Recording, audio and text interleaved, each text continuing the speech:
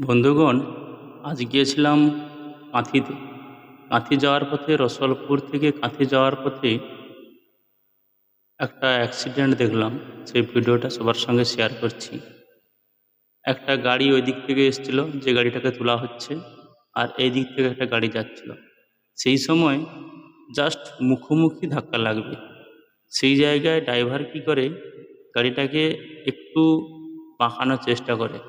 যেহেতু বর্ষার সময়, রাস্তা খুবই খারাপ ছিল, তাই গাড়িটি সাইডে নেমে গেছে।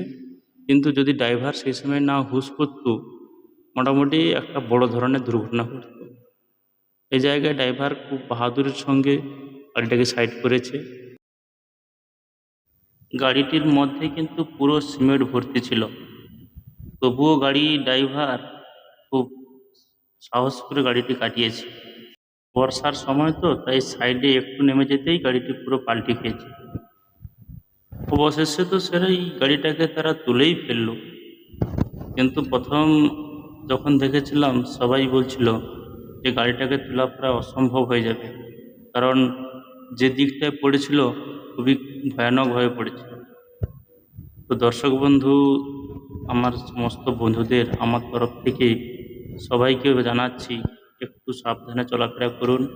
বর্ষার সময় তো রাস্তাঘাট খুব পিচ্ছিল, তাই বাইক যারা চালান কিংবা গাড়ি যারা চালান, একটু ভালো করে চালাবেন, দেখে শুনে চালাবেন।